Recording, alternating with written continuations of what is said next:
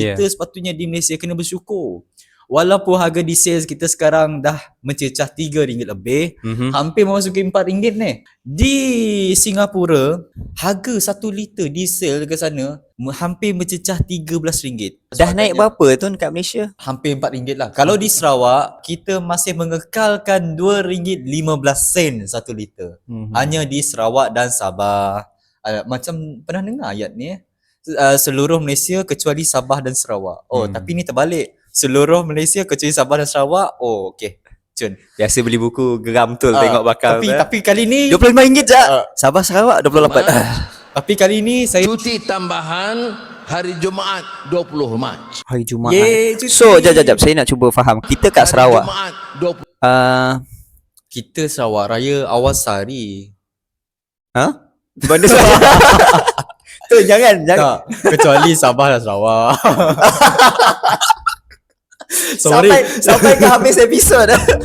Semua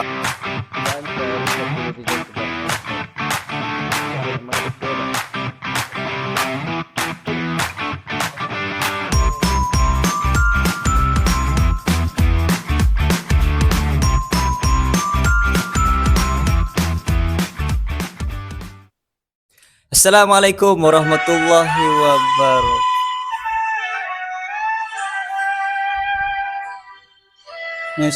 Jap. Ni baru Ramadan ke-26 ni. Tun belum Tun. Satu hari di hari raya. Allahu Akbar. Vibe raya sudah tiba Tun. Rumah dah ready ke? Alhamdulillah. Nak cakap rumah ni rasanya esok baru settle semua benda. Esok ni. saya pun baru start nak gotong royong hari ni tadi. Dah sakit belakang dah ni. Satu hari di hari raya, namun jangan dilupakan kepada bulan Ramadan. Betul. Yang Kita masih di bulan Ramadan. Yang sepatutnya kita juga bersedih kerana tidak lama lagi bulan yang istimewa ini akan meninggalkan kita.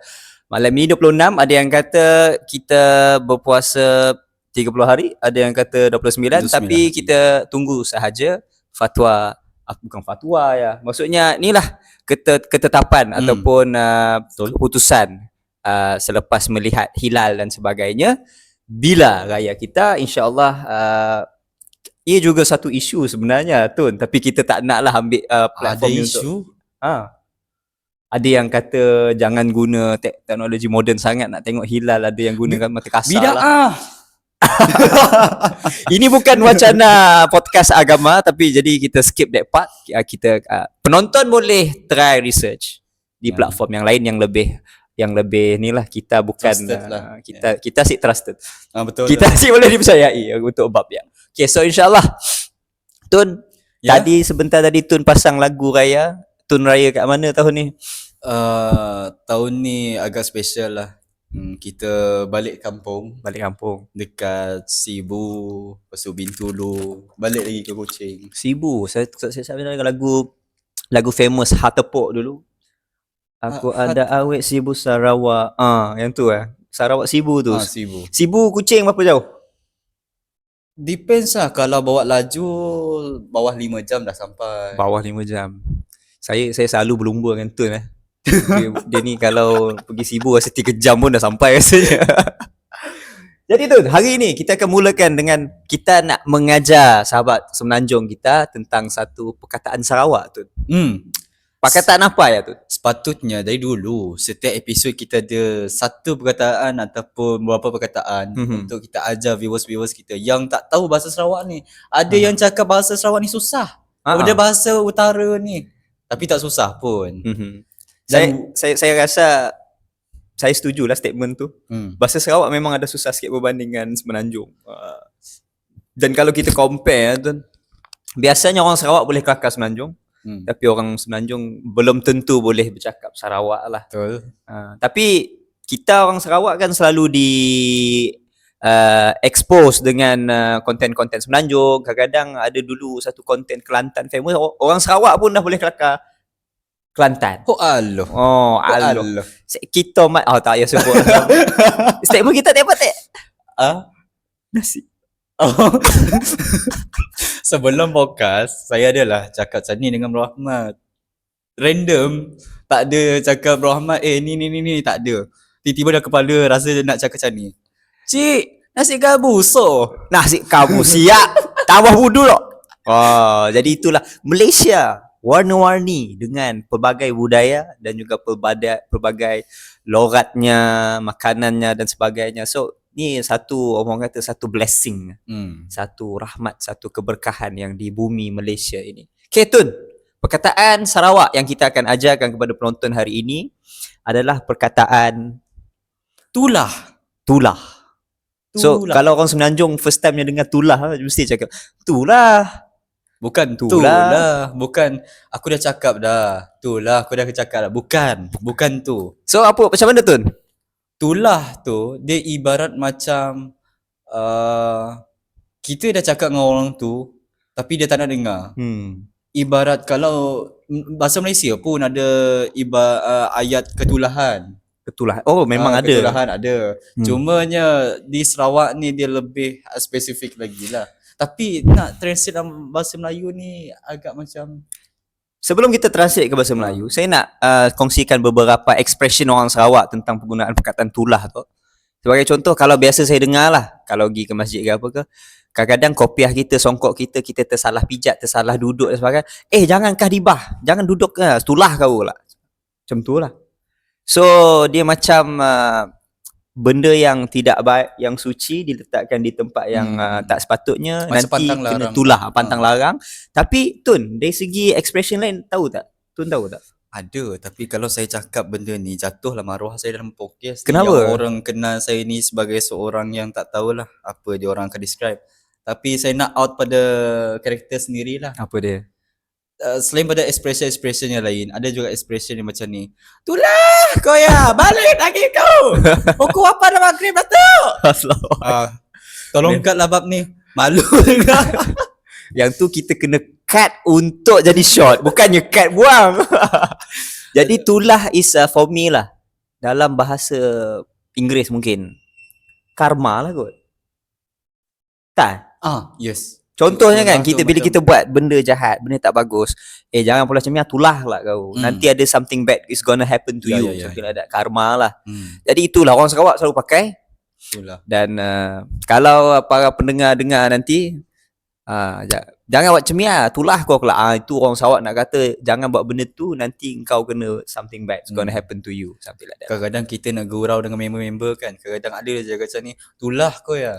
Dia macam tu lah. Kadang-kadang kita ada gurau-gurau kasar. Dia banyak ways untuk penggunaan kata tulah ni lah. Tetapi kalau secara awamnya ketulahan lah. I see. Orang Semenanjung pun tahu ketulahan. Cuma di Sarawak ni lebih meluas lagi penggunaan tulah dia tu. Kalau dari segi agama tu, memandang perkataan tulah ni, biasanya mereka agamawan lebih cenderung untuk menyatakan benda tulah ni sebenarnya semuanya ketetapan Allah. Kadang-kadang ada je orang hidup daripada lahir sampai mati, hidupnya okey je.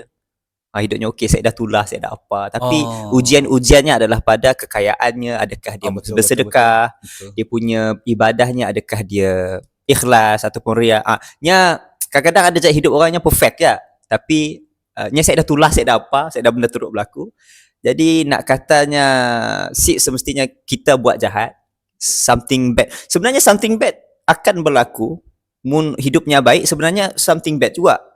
Sesuatu yang benda yang teruk juga. Kalau dia tu kaya tak semestinya baik. Kadang-kadang ada kaya yang membawa kepada kesesatan. Kembali lagi ke wacana ilmu tu. Jadi Cara ilmu. jadi podcast agama lagi. Okay, kita akan stop di situ. Tun, apakah tajuk kecil Tajuk, kita sebelum kita mula? Iyalah, kita dekat-dekat dengan raya ni kita buat kita ulas lah beberapa isu-isu kecil. Ada isu besar, cumanya makin menjadi-jadi pula minggu ni. I Banyak see. sangat isu-isu kecil ni. Dan antaranya adalah yang pertama sekali ialah berkenaan dengan gendang sahur lah.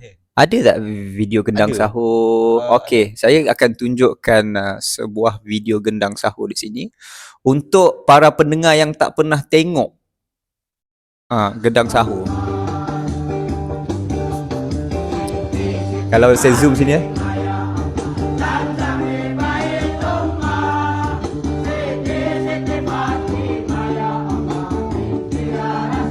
Ya Allah, ini lelaki ke perempuan ni? Okey. Eh, ini bukan gendang sahur ni, benda lain.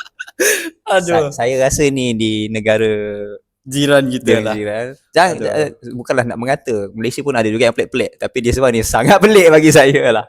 Jadi Tun, kita tak nak pergi kepada pemakaian orang tadi. It's okay, let's put that aside. Bukan Let's bukan tu lah yang kita akan discuss. Saya suruh Tun cari video gendang sahur, cari yang ni pula. Saya tak tengok sampai habis.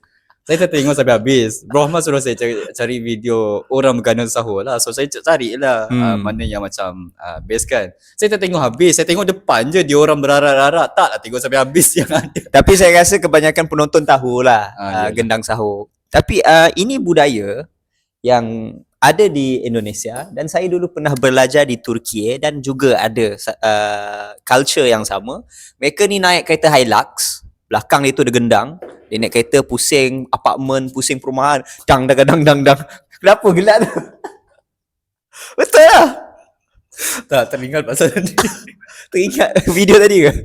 Itulah, tengok video tak habis. Ni buat homework tak habis ni kau. Okay, jadi saya sambung. Jadi dekat negara Turki ada, saya tak tahu negara lain, Bangladesh, tak sure. Nanti sahabat-sahabat Bangladesh ataupun sahabat daripada belah-belah India dan sebagainya mungkin boleh komen. Negara Arab, I don't think so lah. I'm not sure. Tapi budaya ini kat Turki lah yang saya alami, mereka buat biasanya di kedai perumahan orang B40 lah sebenarnya. Kalau kat rumah orang lain tak ada. Di perumahan perkampungan lah. yang majoriti tapi Turki memang majoriti Muslim pun. Ya. Jadi mereka gendang untuk kejut sahur. Mereka tak jerit apa-apalah, nyanyian apa semua. Mereka just gendang saja. Memang bising lah bunyi tu. Dan bangun awal. Sebab kami subuh awal di sana. Kompat pukul 3 pagi. Kompat pukul 3 tu dah subuh. Subuh pukul 4. Jadi dia akan gendang tu pukul 3. Pukul 2 kadang-kadang. Jadi itu di Turki tu. Itu di Turki dan satu extra thing yang saya. Biasanya mereka yang bergendang ini mereka akan pergi ke rumah, ketuk pintu, kamilah yang gendang tadi. Lepas tu dia akan hulurkan satu tabung supaya ada sumbangan. Dia ketuk pintu apartmen kami tengok luar, tu orang yang bergendang ni. Kami tak buka pintu. Sebab kami student tak ada duit sangat lah. Itulah lebih kurang. Kalau macam tu naklah saya buat macam ni. Okay Tun, di Malaysia ada ke orang buat? Maksudnya saya isu ni viral, tular di media sosial. Maksudnya ada yang start buat di sebahagian tempat. Tapi apa pendapat Tun tentang budaya bergendang untuk mengejutkan para komuniti dengan kaedah ini? Budaya kena seiring dengan kebiasaan masyarakat. Bermakna kalau kebiasaan masyarakat kita bukan jenis yang ada bergendang macam di negara jiran kita Indonesia. Jadi janganlah kita nak bawa budaya-budaya yang bukan kebiasaan dan kefahaman penduduk Malaysia lah. Sebab adalah kebaikan dia untuk mengejut orang sahur dan sebagainya, tetapi banyak keburukan dia. Yang pertama sekali ia menunjukkan budaya yang agak yang tak elok lah. Sebab macam video tadi, tak tahu mana tiba-tiba muncul lelaki separa wanita ni terkejut tengok. Dan yang kedua ialah ganggu masyarakat lah. Ada masyarakat kita di Malaysia ni berbilang kaum. Kita tak nak mengganggu orang lain hanya disebabkan kita nak buat ibadah sahur. Ibadah sahur, ibadah nak solat dan sebagainya. Kita tak nak mengganggu masyarakat lain. Yang ketiganya ialah budak-budak lah, macam baby ke apa. Yes. Kita tahulah ibu-ibu ni bila dia dah melahirkan bayi tu, dia akan susah nak tidur dan sebagainya sebab bayi ni macam-macam ragam. Kadang tengah malam dah tidur semua, tiba-tiba kalau bunyi gendang pagi dalam sejam lepas tu, 2 jam lepas tu, bayi tu pula nangis dan menyusahkan orang lain lagi. Entah apa mak dia mencarut kan. Itulah. Jadi dia instead of kita mendapat pujian ramai, kita akan dapat makian ramai. Jadi kalau di Indonesia kita tak boleh membandingkan kita dengan Indonesia dari zaman dahulu lagi, dari zaman nenek moyang atuk dia dah buat budaya-budaya macam ni, jadi sudah jadi kebiasaan. Walaupun kalau ada pun orang sana komplain, itu pun seorang dua je, yang lain semua dah biasa dah. I see. Dia dah bukan asimilasi apa Sudah yang adapt dengan perkara tersebut, jadi sudah terbiasa. terbiasa lah. I see. Bagi saya pula, prinsip yang saya pegang terhadap perkara ini adalah kita ada budaya, kita ada ritual agama yang diajarkan. For sure ini adalah benda yang bukan wajib pun. Nabi tak ajar pun bergendang, itu first. Tapi tak ada nak kata dia haram. Jadi kadang-kadang ada benda yang kita buat dalam agama ini, kadang-kadang apabila dilakukan di dalam masyarakat, walaupun benda tu betul. Contoh mudah saja, kunut. Memang kunut ini sunat, tapi dalam mazhab Syafi'i ini adalah dia punya fatwanya yang menyebabkan kita selalu baca. Kalau tak baca kat Malaysia ni tu, bergaduh masyarakat. Bid'ah. Tapi semua tahu itu sunat saja, bukannya wajib. Kalau Tapi itu nak bagi contohnya, kadang-kadang ada perkara, especially kepada agamawan yang memahami agama dan memahami masyarakat, walaupun dia berpegang kepada kunut itu sunnah, dia tak nak baca, dia bukan tak nak baca, macam dia tak nak baca pada waktu itu, okey je kan. Tapi kalau dia lakukan, dia akan menyebabkan bergaduh mungkin, ataupun tidak puas hati dalam kalangan masyarakat. Jadi gendang sahur ni pula Tun, bagi saya, sekiranya ia akan menyebabkan kemarahan, ia menyebabkan dalam masyarakat itu ataupun spesifik kampung itu, bagi saya rasa elok untuk tidak dilakukan. betul. Perumahan di Malaysia ini ada pelbagai, ada perumahan yang penuh semua Melayu, ada perumahan yang bercampur aduk dengan pelbagai kaum, ada yang completely Chinese and so on. Itu normal. Tapi bagi saya, sekiranya tidak menimbulkan prinsip tadi itu, better nak teruskan, okey lah kot. Tapi kalau dia menimbulkan perkara yang tidak baik, tidak puas hati, contohnya ada grup WhatsApp, grup taman kan, kalau ada yang komplain, I think it's better to stop doing that. And then zaman sekarang mana ada perlu bantuan dah untuk kejut sahur. Semua orang ada telefon, semua orang boleh set alarm, and then kadang-kadang adik-beradik pun boleh call ni, boleh minta bantuan adik-beradik dan sebagainya. Macam tu lah Tun. Sampaikan dekat online, saya tengok siap cari someone untuk kejutkan sahur lah dan sebagainya. Siap dia orang buat bisnes lagi pun. Bisnes tolong kejut sahur. Kalau call sekali berapa ringgit, call 2 kali 3 4 kali berapa ringgit. Siap ada VC lagi. Siap ada buat voice note lagi. Bangun tentu. Siap dia orang buat populariti macam bisnes dekat online lah, dekat macam Threads, dekat ni X semua dan sebagainya. Jadi itulah dia gendang sahur. So it's a no from Tun. Yeah. And also it's a no from me lah. Tapi kembali kepada masyarakat sekampung itu, kalau mereka okey, then teruskanlah. Kalau tak okey, better untuk stop. Macam yang Tun kata tadi, satu contoh yang sangat baik, seorang ibu yang ada anak kecil. Aduh, orang yang ada anak je faham lah. Kita memahami. Walaupun saya belum berkahwin, belum ada anak, tapi yalah, kita hidup ni, kita kena faham situasi semua orang. Yes. Kita bukan hidup seorang je kat dunia ni, kita kena faham situasi semua orang. Kadang-kadang ada orang ni dia jenis selfish, pentingkan diri. Apa kisah, aku tak ni pun memang lah kadang-kadang boleh jadi kehadiran kita tu buat orang tak senang sebab benda-benda yang macam ni lah. Okay, jadi yang kedua pula adalah, bila berbilang kaum, bukan semua orang nak bangun sahur. Kaum Cina, kaum India dan kaum yang non-Muslim terutamanya, mereka tidur normal, macam waktu yang biasanya orang tidur lah. Dan saya tak nafikan sebenarnya dalam kalangan orang Cina dan dalam kalangan orang non-Muslim ni, ada juga yang bangun awal pagi tu. What they say, business awal pagi sangat berkat. The Chinese are doing it. Banyak rezeki lah. Banyak rezeki. Banyaklah rezeki lah. Banyak ong yang bagi. Banyak ong. Saya tak tahu. Tapi saya nak kata kita penganut agama Islam, kita diajar untuk bangun subuh. Tapi kita buka kedai lambat. Itulah. Kalau saya cakap word ni nanti Kang orang cakap saya cakap pasal ni nanti Kang tiba-tiba Tapi tak beraya. nak masuk situ, tak nak masuk situ. Itulah, tak beraya saya nanti. Maksudnya, dari segi business, Chinese people are waking up very early. Orang Melayu pun ramai juga, especially yang dalam bidang F&B, food and beverage. Itulah dia tu, gendang sahur. Itu saya punya kesimpulan saya.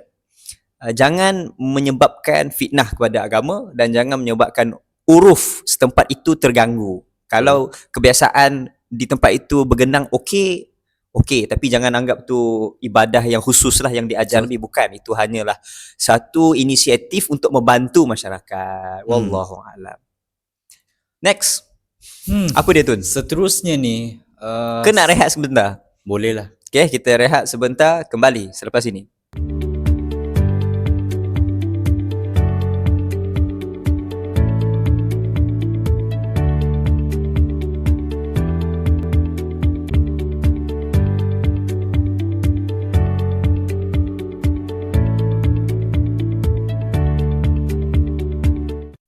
Kembali lagi ke Secangkir Kahve episod ke-14. Jadi kita akan teruskan dengan satu isu yang sebenarnya sedang masih lagi berterusan, dinamik yang sedang berlaku sekarang, iaitu tentang kenaikan harga minyak. Tapi sebelum itu, saya ingin minta tolong saudara Tun untuk menceritakan apa yang menyebabkan harga minyak naik. Kalau perasan, kalau kita pergi ke stesen minyak dan sebagainya, biasanya saya isi RM50. Dia akan ada RM63 lah. Macam dekat meter tu dia tunjuk RM63 yang kita bayar harga, kalau kita bayar harga yang tak ada subsidi. Tapi saya sebenarnya bayar RM50. Hari ni tadi saya bayar RM50. Dekat meter tu tulis RM80 lebih. Oh, 80. Tahu tak best lagi. Tu tak best lagi. Apa Saya yang lagi best tu? Latest semalam saya isi minyak RM70. Tahu tak berapa? Berapa tu? 115. Allahu Akbar. Jadi memang nak katanya harga minyak sedang naik. Harga pasaran minyak sekarang. Okay Tun, sila bantu kami untuk memahamkan kami tentang isu ini Tun. Silakan. Tajuk kita kali ini, yang topik kedua kita ialah kesan perang Iran melawan US dan Israel ni, apa kesannya pada Malaysia? Sebelum kita teruskan dengan lanjut berkenaan dengan kesan dia kepada Malaysia adalah apa punca apa yang sebenarnya terjadi ni sampai kita kena kesan ni. Kalau kita recall balik dekat episod 13 yang di mana kami ada menceritakan bahawa perang US dengan Israel sekarang ini dengan Iran, dia bukanlah perang fizikal, peperangan sebenar. Dia perang dah start main perang ekonomi, dah main perang yang bukan kebiasaan perang lah, dia dah main mengganggu ekonomi dan sebagainya. Khususnya di Malaysia, yang di mana kita pun tempias. Ada. Tempias. Dari sudut apa? Dari sudut ekspor import kita. Dan yang kedua ialah berkaitan dengan minyak lah. Dan sekarang harga minyak terlampau naik. Dan Iran pun telah mengumumkan mereka tak kisah kalau 1 tan ataupun 1 tong minyak tu berharga $200. $200 tu bersamaan dengan sekarang kalau Malaysia ni lebih kurang 600 ke 800. Dah 200 ke sekarang tu? Belum lagi lah, tapi Belum ongoing lah. Sekarang kalau tak silap saya check tadi, sekarang dulu $70 per barrel, sekarang $100 per barrel, dan ianya semakin meningkat sangat mendadak. Sambung tu. Dan ni buat kerisauan lah kepada kita di Malaysia ni, seperti ucapan PMX selalu nyatakan pada suatu ketika dahulu lah masa dia jadi pembangkang, harga barang naik, tol naik, minyak naik. Inilah dia, minyak kita terkesan. Dan antara yang paling terkesan sekarang ni, kita sepatutnya di Malaysia kena bersyukur. Walaupun harga diesel kita sekarang dah mencecah RM3 lebih, hampir memasuki RM4 ni 1 liter diesel. Di Singapura ada rakyat kita sendiri, rakyat Malaysia kita sendiri isi minyak. di Singapura, harga 1 liter diesel ke sana hampir mencecah RM13. Dan sewaktu video ni publish, di post, mungkin RM13 ke atas. Kita tak tahu. Dan agak membimbangkan dan terkejut lah.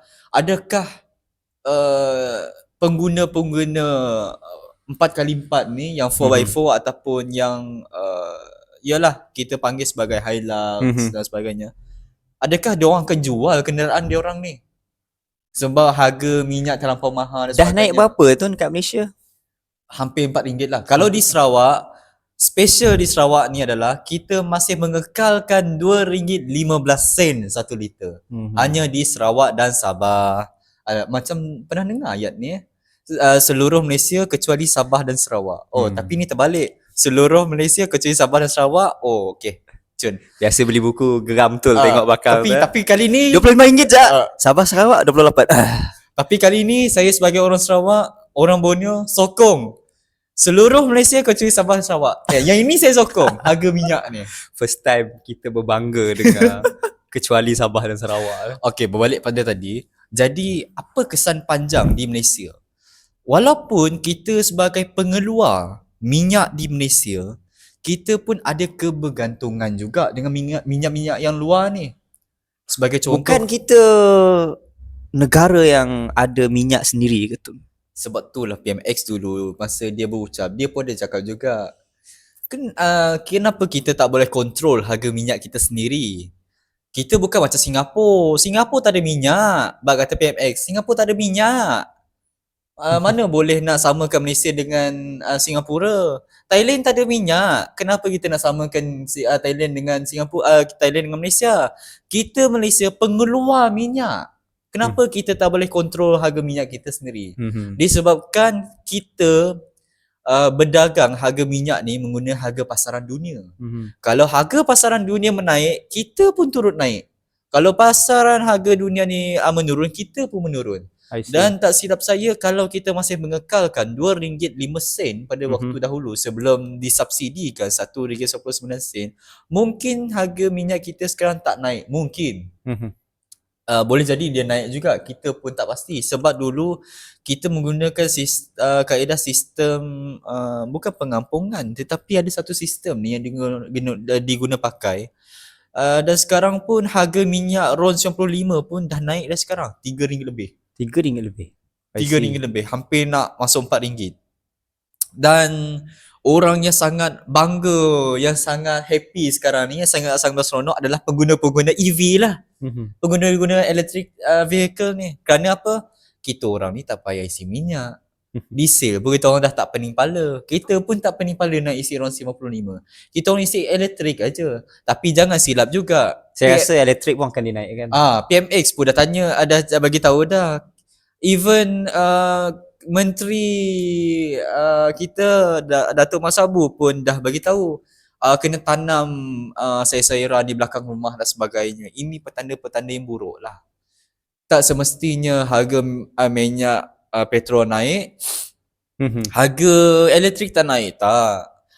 Tapi yang ni yang kedua benda yang saya bangga, minyak dengan elektrik. Sebab kita di Sarawak, kita pakai Sarawak Energy, kita tak pakai TNB, Tenaga Nasional Berhad. Jadi Tenaga Nasional ni dia ada lain lagi. Kita Sarawak Energy dia ada lain lagi harga. Ini yang kedua yang saya bangga lah. I see. Jadi kesan dia seperti yang saya cakap lah. Harga minyak ni makin hari makin melampau dan kita tak boleh nak buat apa. Macam mana kita nak stop perang ni pun saya dengar yang PMX mungkin akan buat negosiasi dengan negara-negara lain lah. I see. Tetapi yang paling agak terkejut ni, Bro Ahmad, dekat Selat Hormuz sekarang ini ada beberapa buah kapal berjaya berlintas Selat Hormuz, bukan disebabkan pertolongan pada negara Amerika, tetapi atas dasar ihsan daripada negara Iran tu sendiri. Ihsan. Saya tak rasa ihsan. Tetapi this is business lah. Business is business. Politik is politik. Jadi di sini ada satu peta Strait of Hormuz yang kita dah cerita. So kita tahu sebelah kiri ni Iraq, Kuwait, Saudi Arabia, Qatar, ini semua negara-negara, even UAE adalah negara-negara pengeluar minyak. So kapal yang bawa minyak dia kena lalu sini, Strait of Hormuz. Iran kat atas tu dia memang kontrol habis selat ini. Jadi ada satu kapal Thailand Thailand yang lalu kena dia bedil. kena bedil dengan serangan I don't know, bazooka ke, zaman sekarang pakai masih pakai bazooka ke tak tahu. Saya tak tahu senjata-senjata ni, tu lebih tahu. Jadi ada juga apa lagi negara kapal mana yang try lalu, dan ada juga kapal yang dekat sekarang ni, dekat tengah-tengah ni, sebelah kiri Strait of Hormuz ni, selat Hormuz ni, beratus-ratus kapal Jam. terkandas. Jam. Terkandas di situ sebab Iran tak bagi lalu. Thailand dah kena, ada yang mati dan ada juga yang cedera. Ramai mati. Ramai mati. 40 Kapal lebih. tu kalau tengok dia punya footage tu dah terbakar habis lah kapal tu. Dan ini telah sedikit makluman kepada pendengar. Kenapa kita masih lagi bergantung kepada minyak yang datang daripada atas ni, walhal kita ada minyak kita sendiri? Nombor satu adalah kerana Malaysia ni, kita ada minyak, tapi minyak kita ni kategori dia sebagai minyak yang premium, berkualiti tinggi. Jadi dia macam ada buah rambutan musang king, takkanlah kita nak jual dengan dekat orang tempatannya kan. Sudah tentu kita nak hantar keluar juga. Orang ada pembeli, consumer di luar yang sanggup bayar berganda-ganda lagi.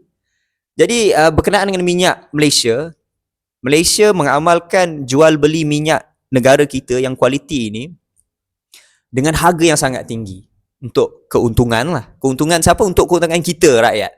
Jadi bila dapat keuntungan tu, kita membeli minyak grade rendah daripada negara-negara, termasuk minyak daripada atas ni. Termasuk minyak daripada atas ni, dan kita filter minyak tu walaupun dia minyak yang lebih berat dan lebih susah untuk diproses, tapi Malaysia ada teknologi untuk melakukan perkara itu, dan itulah hasil harga minyak kita antara yang murah sederhana. Kalau saya nak tunjuk kat sini perbezaan harga-harga minyak di Asia sahaja, di Asia. Kita lihat, dia sedikit kecil. Jap, saya nak try. Sementara tu Tun boleh tambah sikit. Berkaitan dengan minyak yang Bro Ahmad bagi tahu tadi. Minyak petroleum di Malaysia sangat kurang sulfur berbanding minyak-minyak di negara Arab yang tinggi sulfur. Jadi bila tinggi sulfur ni, dia sangat pekat dan susah nak kualiti minyak dia tak bagus lah. Dia memang minyak, dia memang bagus, tapi tak sehebat minyak di Malaysia dan sebagainya. Jadi sebab itulah kita di Malaysia ada minyak ni grade premium, kata Abdul Rahman, sebab kita punya kelikatan apa word tu? Saya pun tak tahu. Kepekatan ke apa? Dia kurang dan kita kurang sulfur. Jadi setiap minyak-minyak ni lepas kita pump dan sebagainya, kita akan buat satu proses yang di mana kita buang sulfur ni tadi. Semakin tebal sulfur ni tadi, semakin payahlah. Dia punya grade pun tak elok lah juga. Di sini saya ada satu list harga-harga petrol di sekitar rantau Asia sahaja. Minyak yang paling murah sekarang adalah daripada Iran, iaitu dengan harga 10 sen cerita ni yang pindah Iran lagi murah daripada air paip. Jom kita pindah antara yang paling murah kerana subsidi besar. Subsidi besar. Bahrain RM2.60, negara pengeluar minyak, murah lah. Azerbaijan RM2.85, ada subsidi kerajaan. Indonesia RM3. Malaysia RM2.67. Ni sebab strategi yang saya sebut tadi. Tapi ada subsidi yang membolehkan rakyat tempatan dapat harga RM1.99. Itu pun kita tak tahu berapa lama. 2 bulan. 2 bulan 2 bulan je. Lepas 2 my bulan kita akan bayar RM3 lebih. Saya rasa sama ada kerajaan akan turunkan harga, tarik sedikit subsidi, ataupun dia akan mengurangkan kuota 300 liter tu lah, di antara dua, ataupun dua-dua. Kurangkan kuota dan juga subsidi itu ditarik sedikit. Tapi ini akan menjejaskan tu. Bila saya fikir-fikir balik, minyak, kita ada minyak, pengangkutan kita nak pergi kerja, pengangkutan peniaga-peniaga. Jadi saya menyeru kepada semua rakyat Malaysia hari ni, kita tak boleh complacent kita tak boleh selesa dengan keadaan kita sekarang lah. Kita tidak tahu apa yang boleh terjadi jika peperangan ini berlarutan sehingga berbulan-bulan, dan saya rasa Iran telah kehilangan begitu banyak sekali dan kemungkinan mereka akan all out. Ada statement daripada Iran kata yang decide, yang menentukan perang ini berhenti ataupun tidak adalah kami, bukan US dengan Israel. Dan Trump, Presiden Tan Sri Trump, bukan Tan Sri, Risau dengan Presiden Trump dia kata mereka akan negotiate whatsoever lah, dan decision negotiation mereka itu adalah parallel dengan keputusan Israel. Tapi manakala Iran berbalas demikian, macam saya kata tadi, kami yang tentukan perang ni berhenti ataupun tidak. Jadi di situlah sekarang ini yang bergolak. Saya rasa US mungkin negosiasi akan berlangsung, dan negosiasi itu mungkin Iran akan dapat keuntungan, mungkin itulah saya tak tahu. Sebab jauh tau US dengan Iran ni sebenarnya. Dia orang tak serang Iran. Dia orang serang pengkalan-pengkalan tentera Amerika yang berada di negara-negara Arab. Antaranya Turki, UAE. Dia serang military base situ untuk melumpuhkan. Jadi mereka panggil ni peperangan asymmetric, yang mana peperangan yang seorang power, seorang power ni lah tak lemah, dan dia menggunakan strategi yang ini untuk mendapat apa orang kata advantage. ya. Okay Tun, nak tambah Tun? Saya belum habis lagi yang ni. China RM4.40. Mahal juga. India RM4.40. India RM4.70. Singapura RM10.60. Betul ke ni tu? InsyaAllah. InsyaAllah. Antara paling mahal di Asia dan paling mahal Hong Kong RM15.70. Betul. EV dia orang banyak. Betul. Bapak mahal. Tak silap semua pakai EV, tutup semua stesen petrol kat Hong Kong ni, punya mahal macam ni.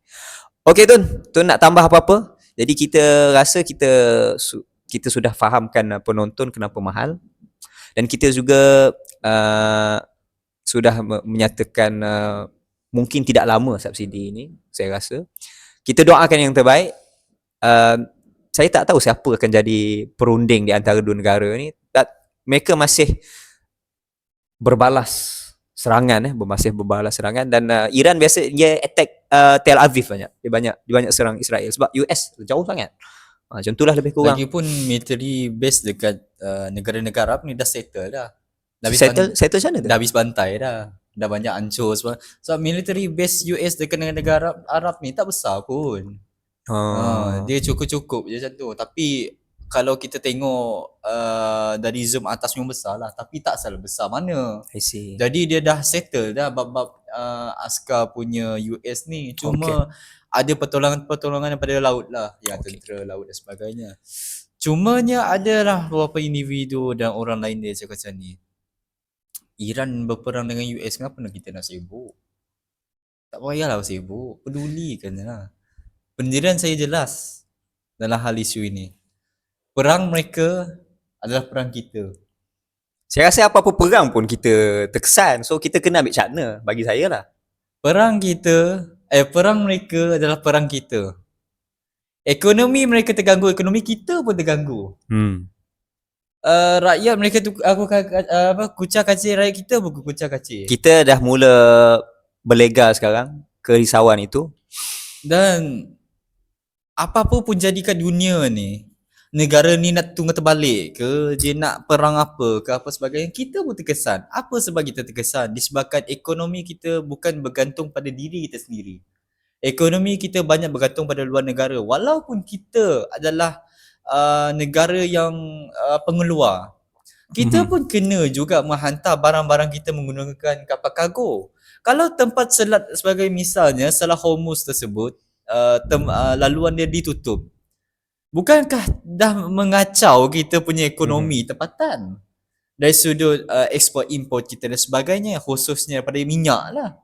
Jadi tidak ada kata yang seperti tak kisah pun dan sebagainya. Waktu ini kita tak kisah.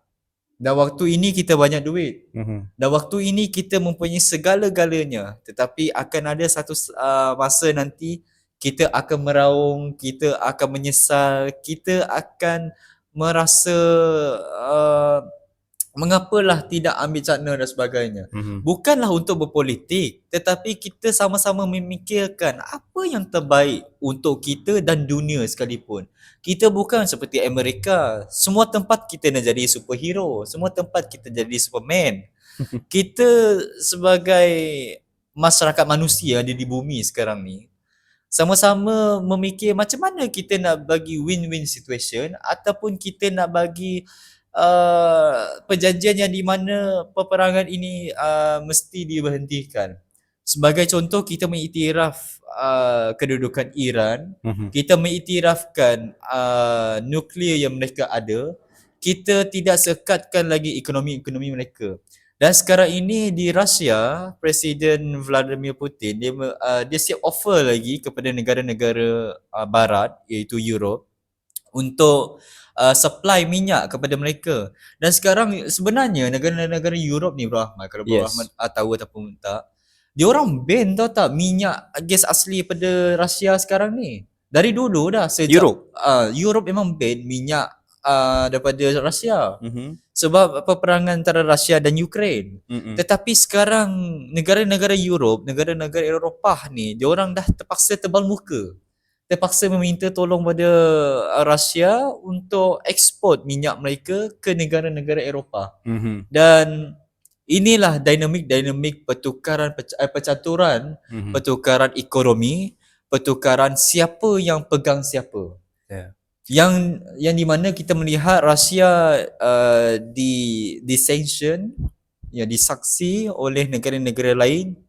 Akhirnya negara-negara yang ban, yang negara-negara yang sanction tu tadi meminta tolong. Mhm. Akhirnya Rusia dapat manfaat, China dapat manfaat daripada dia punya supply, import dan sebagainya.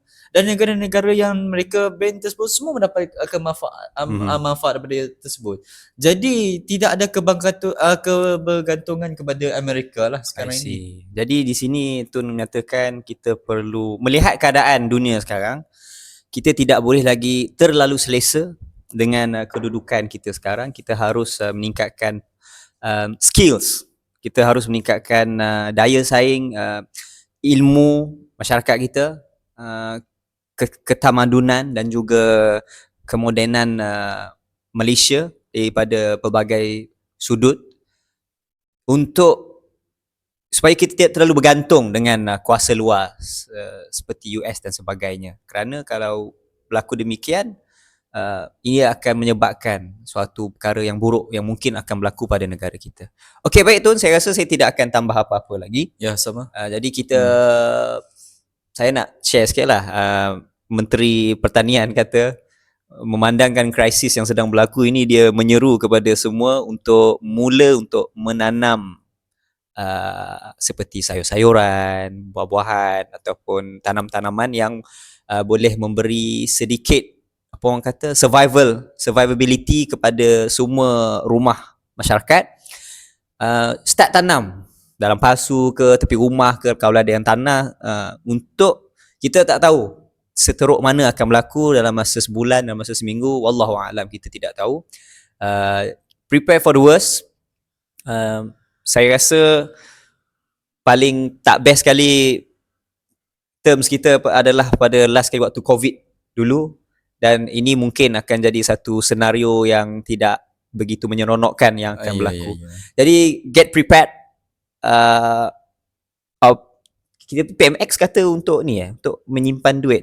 Menyimpan duit, jangan membazir. Jangan Dan membazir. sekarang pun kerajaan dah tak ada lagi dah berbelanja untuk rumah terbuka Aidilfitri dan sebagainya. Tetapi di Sarawak kita tetap melakukannya dengan duit kita sendiri. Kecuali Sabah dan Sarawak. Sabah dan Sarawak. Ini saya sokong ni. Sabah tak tahulah, Sabah tak tahu. Itulah, kalau Sarawak kita Nanti dah tanya dia punya tu. Datuk Patinggi ke? Datuk Panglima. Datuk Panglima Haji Jino. Ada pola hari raya Bukan. Dia Sabah. Kita Sarawak tak boleh cakap tu. Macam mana? Ada peruntukan tak YB? Adakah bah? Adakah? Boleh bah kalau Sabah. Okey, jadi kita berehat sebentar. Jumpa selepas ini.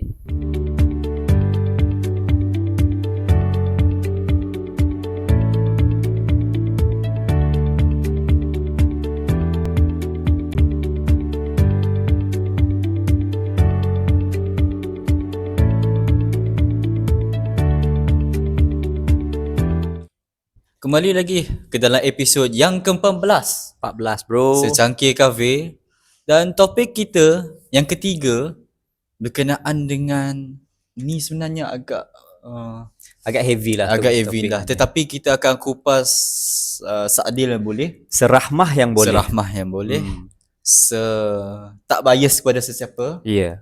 Ini adalah cadangan kita lah dan nasihat-nasihat kepada mereka ni lah.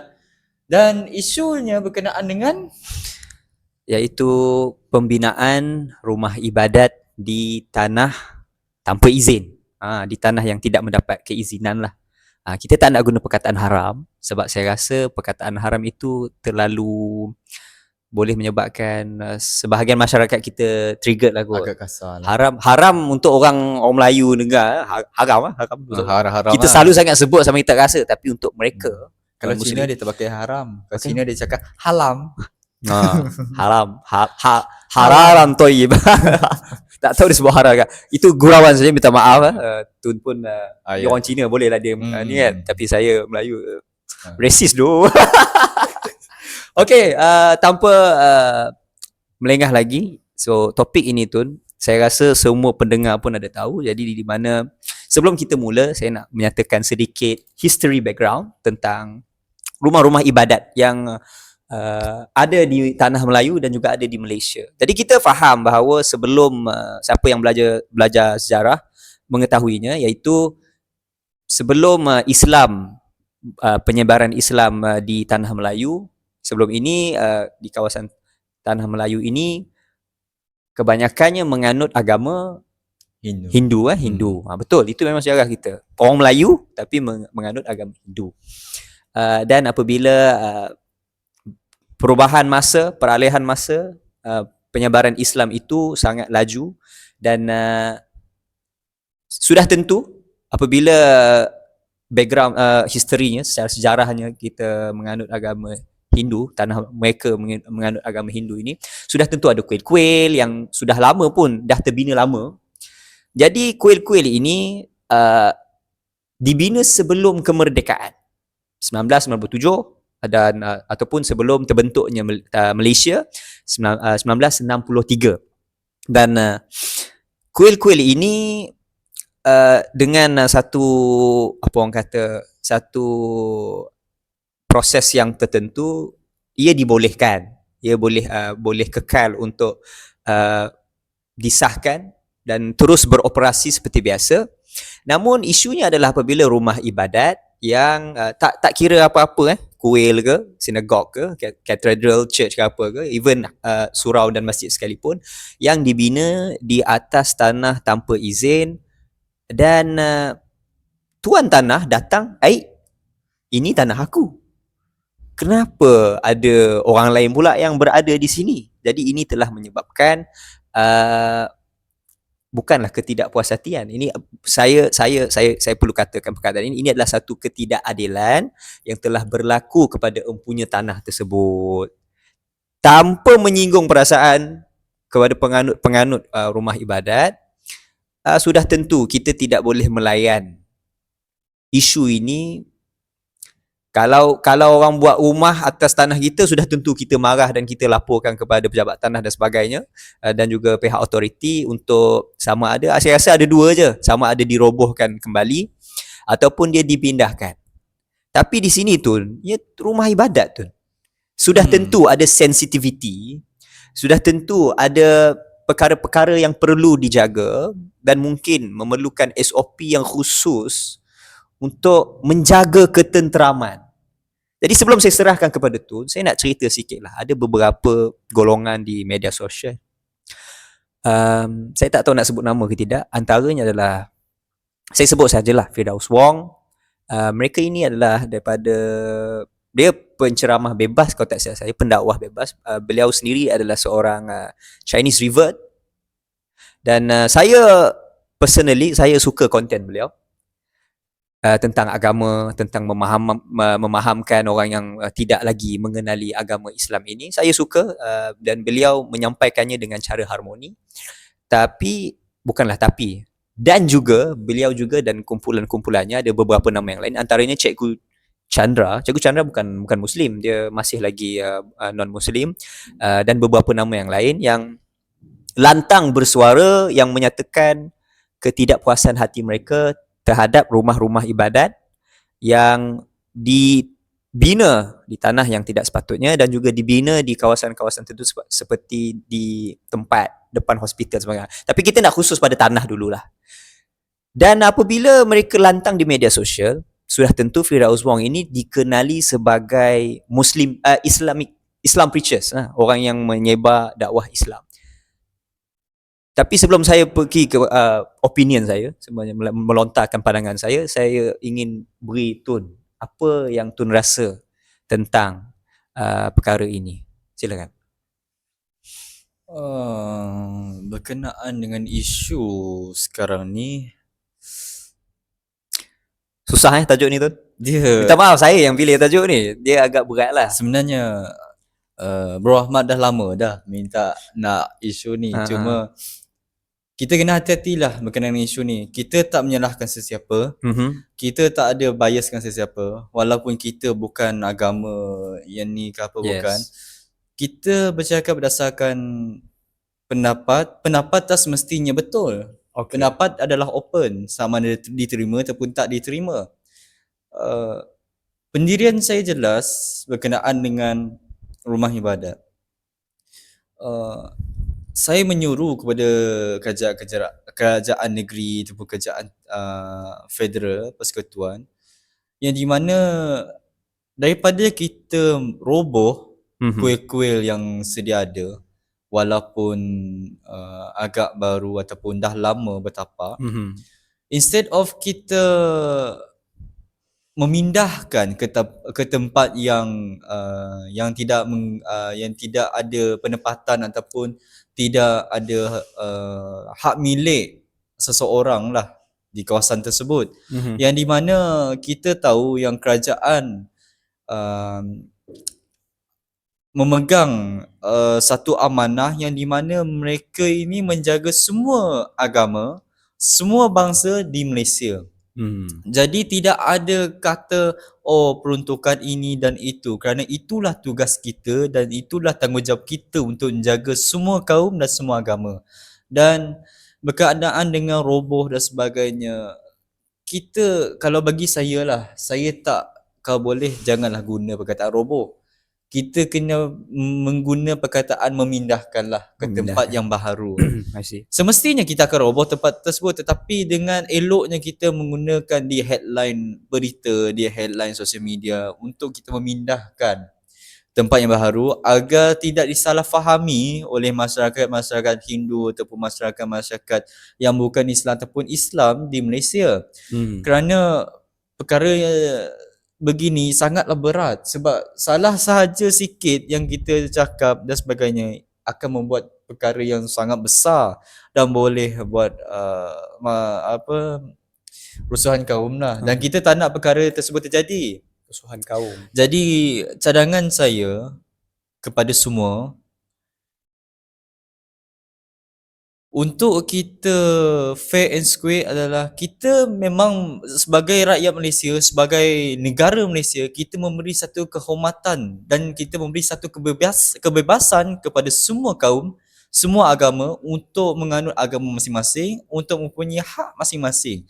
Jadi kita sebagai negara yang pengelola negara, yang mentadbir negara, dan kita sebagai umat Islam, kita diajarkan oleh Nabi Muhammad SAW bahawa kita kena memberi hak orang lain walaupun dia bukan agama kita. Tetapi inilah pentingnya tanggungjawab dan amanah kita untuk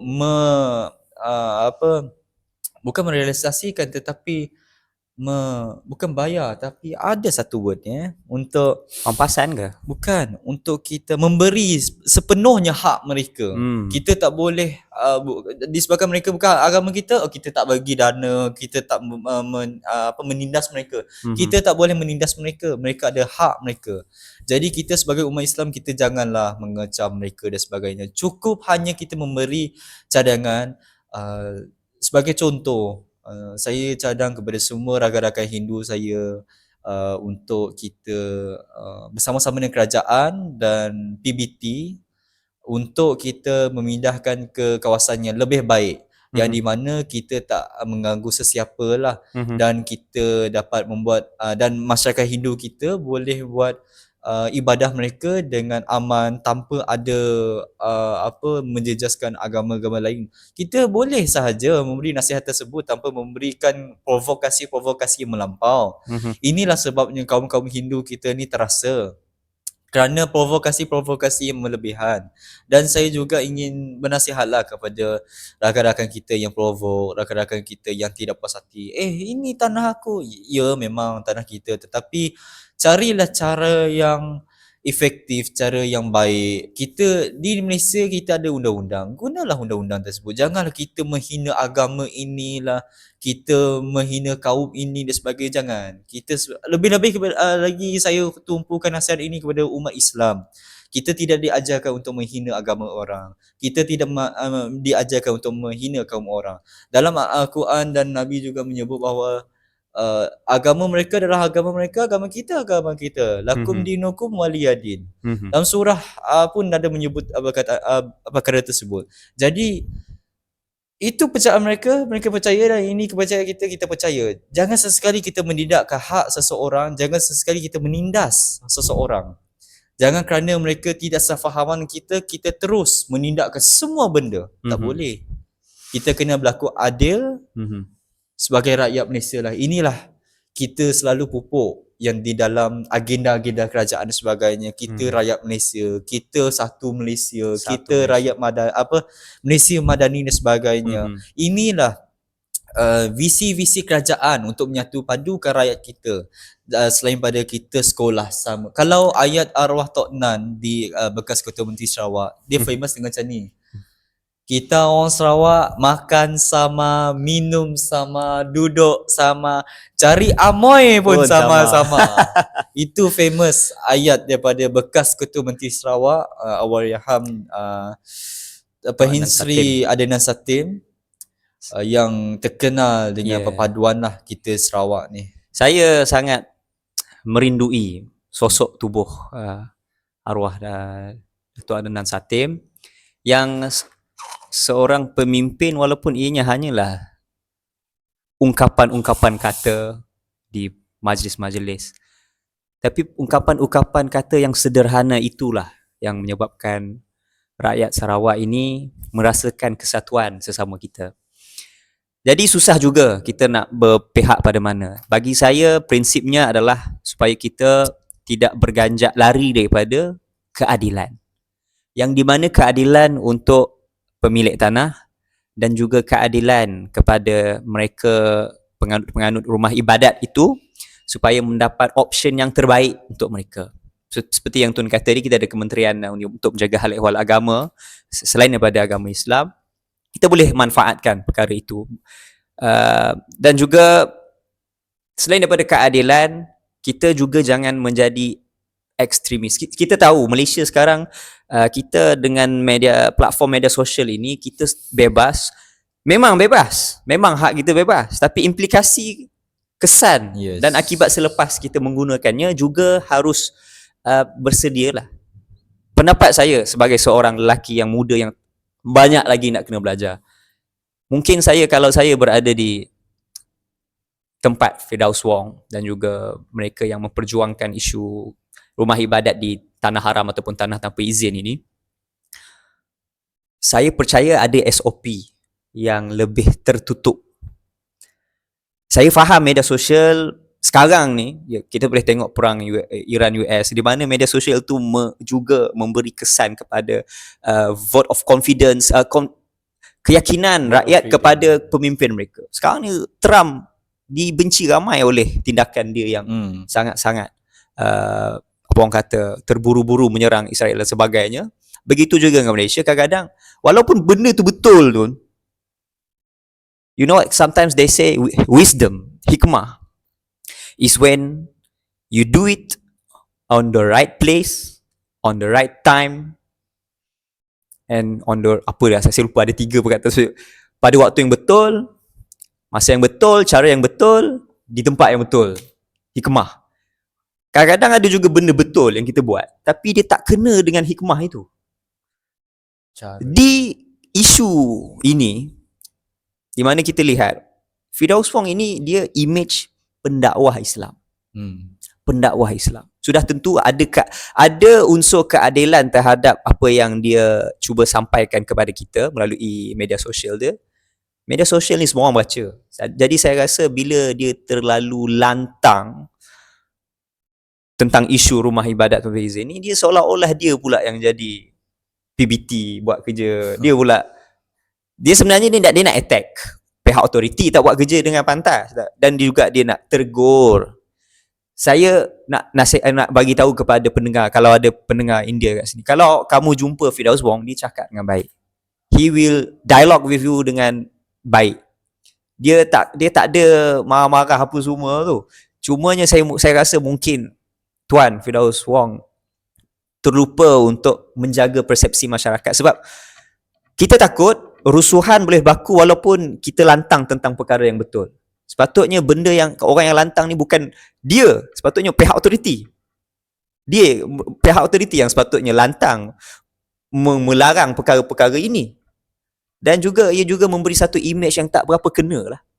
Saya faham seorang pendakwah dia kena seimbang semua benda, tapi I think this is not the right moment ataupun the right place untuk dia suarakan. Mungkin dia boleh guna orang ketiga ke third party ke dengan cara birokrasi yang betul ke untuk menyampaikan aduan dan sebagainya.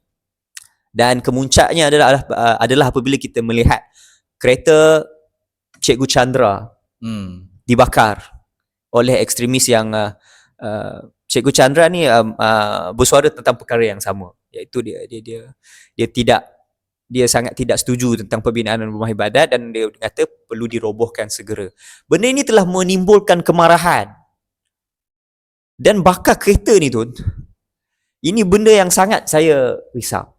Dan satu lagi sudut yang kita kena bincang Tun adalah satu aktiviti vigilantism. How did I say? Saya pun tak tahu. Vigilantism yang di mana rakyat marhin melakukan kerja autoriti atasan, seperti contoh yang pasal rumah ibadat, dia pula yang pandai pergi roboh rumah tu, bukan orang autoriti yang sepatutnya. Sebagai contoh, kalau let's say lah, contoh yang paling mungkin undang-undang kena saman kan, polis yang boleh saman. Tiba-tiba orang biasa pergi kat kereta kita, awak saya saman awak 100 kau pula yang saman aku, mana boleh. Macam tu kan. Ataupun satu kesalahan yang kena sebab dia pula buat, sebab dia pula sebab anak orang sekati. Padahal yang patut melakukan perkara itu adalah polis dan sebagainya. Bagi saya inilah ekstrim. Perkara benda yang keterlaluan yang bila kita menjangkau bidang kuasa kita, dan bila rakyat lain nya buat, dia buat, aku pun nak buat, last sekali semua jadi huru-hara. Jadi semua jadi huru-hara. Tun, apa pendapat Tun tentang aktiviti vigilantism, iaitu melakukan suatu perkara yang di luar bidang kuasa dia tu? Kita sebagai kerajaan, kita kena ambil satu tindakan, pendekatan yang di mana kita membuat satu akta yang sejenis-jenis kumpulan manusia yang seperti ini. Dia bukan apa tau. Lama-lama kita akan menjadi satu tabiat. Bila tabiat tersebut diulang dan diulangi, dan masyarakat-masyarakat lain pun akan melihat, oh, dia boleh je buat, why not kita buat? Akhir sekali semua buat. Jadi siapa yang pening kepala? Dan orang tak bersalah pun turut kena. Yes. Sebagai contoh, kalau kita bakar, sebagai contoh Cikgu Chandra tadi, 3 buah kereta dia terbakar. Tu pun tak sure. Tiga-tiga tu kereta tu nama Cikgu Chandra, kod-kod tu nama nenek dia, nama isteri dia. Itu satu kezaliman. Lepas tu kalau sebagai contoh, kalau orang pinjam along dan sebagainya, rumah dia tak kena cat, rumah orang lain tiba-tiba kena cat, rumah orang lain kena simbah dan sebagainya. Jadi kita dah buat satu kebiasaan tabiatnya buruk, yang di mana rakyat-rakyat kita ini akan menjadi orang yang akal pendek. Bahasa kasar, akal pendek, dan di mana lambatlah tunggu kerajaan kita bertindak. Kalau macam tu tak payah berkerajaan lah kita. Kita sendiri memerintah, kita sendirilah buat semua benda. Tak boleh. I see. Sebab itu saya menyuruh kepada kerajaan, kita kena buat satu akta yang mana kita kena tangkap orang-orang seperti ini dan kita kena dakwa. Walaupun orang tersebut dia melakukan hal yang betul, beliau ni ada niat yang betul, bukan menghalalkan cara. Cara untuk menzalimi orang, cara untuk walaupun orang tersebut jahat dan salah dan sebagainya, tidak ada satu authority, tidak ada satu lesen untuk kita untuk membuat perkara yang sedemikian kepada orang tersebut. Dan I see. ada satu benda tadi, apa tadi, bukan anti-vigilant, ada satu lagi. Yang mana? Bukan vigilante. Oh, jangan kita buat kerja authority. Kalau di masyarakat orang Melayu Islam ni tak apa, kita Melayu Islam ni tak apa. Okay. Kalau orang dia nak kecam, bukan kaum lain ni. Ni kaum agama kita sini. Orang Melayu Islam ni ada je pakcik-pakcik yang tua je cakap, oh muka-muka ni masuk neraka. Ni mak rempit ni masuk neraka ni. Ni. Muka orang alik, oh insya-Allah dia surga. Seban atas bawah semua pakai baca Al-Quran. Jangan buat kerja Tuhan. Itu sahaja. Uish. Orang-orang seperti ini dia suka buat kerja Tuhan. Kalau tengok orang pakai berantai nak solat, ni confirm rosak ni kafe ni masuk neraka confirm ni. Aku confirm syurga, aku ni Bilal, aku ni imam, aku ni ajar orang mengaji dan sebagainya. Tak semestinya kita menunjukkan kita seperti itu. Dalam Nabi ada bagi tahu, Nabi Muhammad SAW ada bagi tahu. Kadang-kadang kita rasa riak ni, kita rasa sombong. Walaupun sekecil sombong kita ni pun bahaya tau. Kita boleh terjerumus masuk neraka. Hanya disebabkan sombong. Kalau dalam Islam, iblis tersebut dilaknat hanya sebab sombong. Disebabkan tak nak sujud kepada Nabi Adam. Hanya disebabkan, aku api, dia tanah. Aku hebat lagi lah, kenapa ni. Sebab itulah kita jangan buat kerja Tuhan, kita jangan just dan sebagainya. Biar kita beri authority, PBT, polis, pihak mahkamah. Kalau PBT tak buat tugas mereka, polis tak buat kerja tugas mereka, kita minta lah mahkamah ke surat OLD OL yang letter of demand, itu LOD, letter of demand. Untuk sama dan sebagainya. Gunalah cara yang betul. Janganlah kita sewenang-wenangnya melakukan perkara yang di mana orang lain akan buat disebabkan perbuatan kita. Dia boleh, kita tak boleh. Kenapa tak adil macam ni? Kenapa dia boleh, kita tak boleh? Mana keadilan? Satu hal lagi, keadilan lagi dia soal. Malaysia tak ada, tidak menjaga kaum, tidak menjaga agama. Sebab itulah kita sebagai rakyat Malaysia, kita sebagai umat Islam dan sebagainya, kena berfikir sebelum kita buat apa-apa perkara sekalipun. Sebab itu saya selalu tekankan dalam podcast dan sebagainya. Kita umat Islam kena balik pada ajaran agama. Bagaimana Nabi Muhammad SAW mengajar kita, Al-Quran mengajar kita, sunnah dan sebagainya. Balik kepada pangkal jalan lah. Balik ke jalan yang lurus. Dan yang kedua ialah berkenaan dengan emosi lah. Emosi kita kena jaga. Kadang-kadang kita ni marah berlebihan, emosi berlebihan. Kadang-kadang perbuatan tersebut melebihi jangkauan akal kita untuk berfikir. Dan bila akal kita dah tak boleh fikir, kita dah terlalu marah, itulah terjadinya konflik pembunuhan, konflik tikam bom, meletup rumah terbakar, kes khianat, kes macam-macam kes disebabkan kurangnya cara mengatasi emosi. Dan saya haraplah pihak kerajaan, pihak agamawan, pihak PBT, autoriti dan sebagainya, lakukan tugas anda, adalah seadil-adilnya dan sebagainya, kerana kita nak memberi win-win situation lah.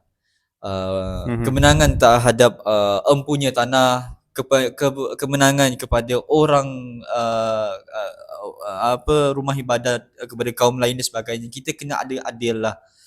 Walaupun tak seperti kita ni adalah mungkin ada beras sebelah, tetapi cubalah seadil-adil yang mungkin, tanpa mengira agama, tanpa mengira kaum dan sebagainya.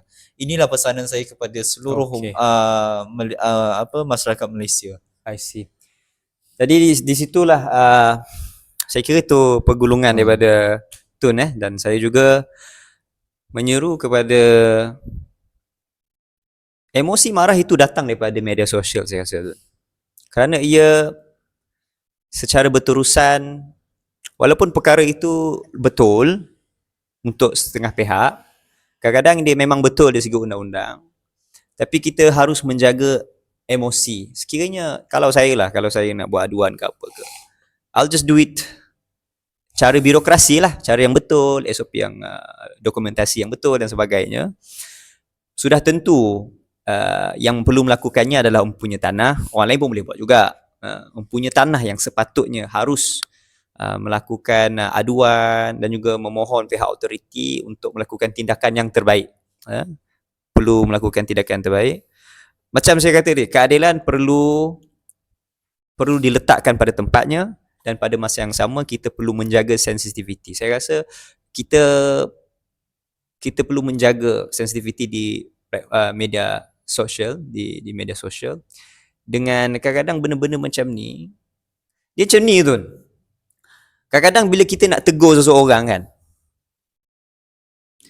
contohlah saya ni tengah bermusuh dengan si Fulan, saya nak tegur dia terima ke? Susah kan? Apa kata saya minta kawan baik si Fulan untuk tegur dia? Betul. Itu lebih baik. Betul. Dia lebih mudah diterima. Perkara itu perkara betul. Tapi orang yang berkata itu, yang memberikan nasihat, kadang-kadang benda tu datang daripada kita, inisiatif kita, tapi tak semestinya kita yang kena cakap. Ini juga berlaku dalam mana-mana pentadbiran. Kadang-kadang ada benda yang kita kena cakap, kita kena betulkan, tapi bukan melalui kita. Mungkin ini yang menyebabkan sensitiviti setengah masyarakat di Malaysia terasa dan terkilat. Saya mohon kepada semua masyarakat, sama ada Melayu, India dan sebagainya, untuk tidak melakukan aktiviti-aktiviti yang ekstrim, yang aktiviti melakukan rusuhan dan sebagainya. Na'udzubillah, semoga Tuhan melindungi kita. Dan kita kekal menjaga keharmonian ini, kerana kita tahu sejarah, kita tidak mahu mengulangi sejarah yang pernah berlaku dahulu. Okay, Tun, kita akan berhenti sebentar. Jadi kembali selepas ini.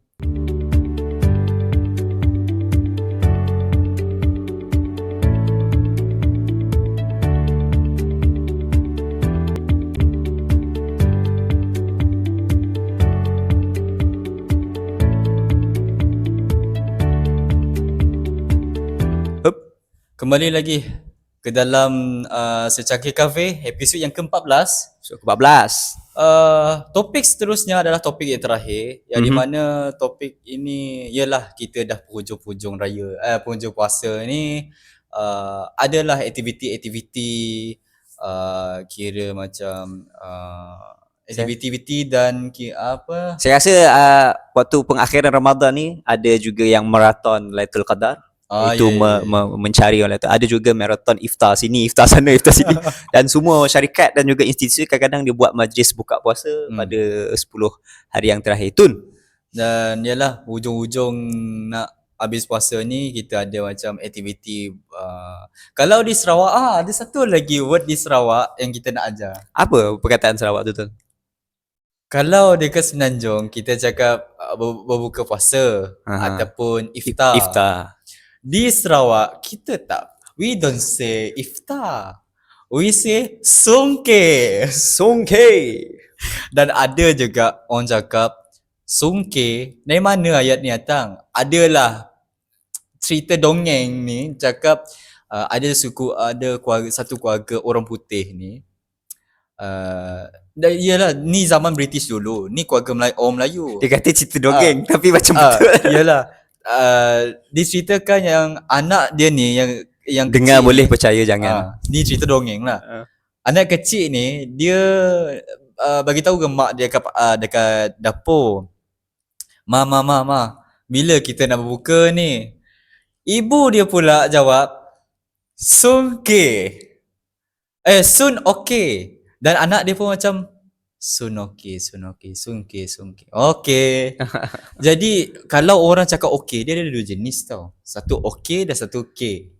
Mungkin dia rasa soon okay, soon K. Jadi itulah jadi bahasa di Sarawak sekarang ni. Cerita dongeng dia lah. Jadi itulah perkataan Sarawak. Kalau soon kita kalau kita dah dah berbuka puasa, kita orang tak pakai dah berbuka puasa iftar sebagainya, kita pakai sungke. SUNGKEI. Sungke. KEI ataupun KEY, I don't know, macam mana lah. Jadi sungke ni di Sarawak. Sungkai apa tadi Tun? Sungkai apa tadi? Saya Kita orang dua ayam goreng. Nasi saya sungkai nasi lemak. Ah. Tun pula sungkai hamburger. Burger lah. Bukan ham, dia tak ada ham tapi burger je. Sebab kita orang dua tadi berbuka puasa sama.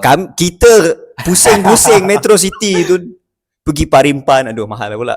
Bukan nak downgrade, tuan-tuan, kami yang B40. Kau pusing lagi pergi mana lagi tu? Secret recipe. Asam pedas lah, secret recipe Asam lah. pedas Semua penuh. penuh, tapi salah kami lah, kami tak book Yalah. awal. Tak buat reservation. Mana lagi kita pergi tadi tu? Asam pedas house penuh, ni penuh. Oh, hari ni memang penuh lah. Malam ke-26 ini. Dan walaupun penuh-penuh orang makan dekat restoran, dekat mamak dan sebagainya. Ada satu lagi tempat penuh di Sarawak. Kat mana tu? Hari ni tempat tu. Kat mana tu? Hari ni. Tempat dia di Padang Merdeka, Kuching. Dan kita ada video. Kita ada video. menunjukkan Ada 5,000 orang pengunjung Okay, jom kita saksikan. untuk bersungkei. Makin semangat. Tujuan kita Untuk program Juh Berambih Sungkei. Ini adalah YB acara Karim yang Hamzah. keempat, tahun yang keempat yang telah dibuat. Sihat beliau, Tahun lepas memang ramai. Saya dapat melihat daripada tahun pertama. Dia kata 5,000 orang lebih kurang hadir. Ya, bukan saja Saya rasa semua ucapan dia ni. Untuk tahun ini. Itu dia. Jumlahnya lebih Ish. kurang macam Aish. itu. Dan, Tu yang si single ni tak boleh tengok. Terima kasih kepada pengunjung yang berjaya. Esok ada lagi ke? Dan juga Dia tak siap saya sampai habis agensi-agensi puasa yang ni. terlibat Okey, bersama siapa? BKU. Siapa yang ada kelapangan untuk bersungkei di Juh. Plaza, Rami kita. bukan Plaza Merdeka, di Dataran Merdeka. Padang Merdeka. Padang Merdeka. Pergilah bawa kapet. Nak parking mana, saya rasa parking jauh-jauh sikit lah sebab nanti susah nak Kalau keluar. kalau saya kan, bila saya terfikir kan, saya terduduk tau bila tengok video tu. Muncullah idea-idea bisnes pada saya. Nak jual apa tu? Kapet. Cun hari hujan, masa ada payung, ada baju hujan, beli. Oh, memang laku ni bisnes ni. Jual ni canvas, siapa Ah. nak duduk kapet. Betul juga. You ni memang otak bisnes. Kita boleh start esok. Kita ni otak ni kadang kapitalis. Dan dekat Semenanjung, dekat KL khususnya, kita ada Yeah. Dataran Merdeka. Jadi sama je dengan Padang I see. Merdeka di Kuching, Sarawak. Saya dulu di Kemaman tu, Terengganu, ada satu padang astaka, mereka panggil. Memang orang pergi bazar, tepi-tepi je bazar kat sini. Padang astaka tu sebelah tu memang luas. Memang orang melakukan benda yang sama. Sangat meriah. Kami lakukannya bersama kawan-kawan, ada juga yang datang dengan family dan sebagainya.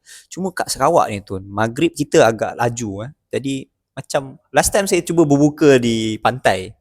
Saya berbuka di pantai mana tu yang paling dekat tu? Lupa dah nama dia. Trombol.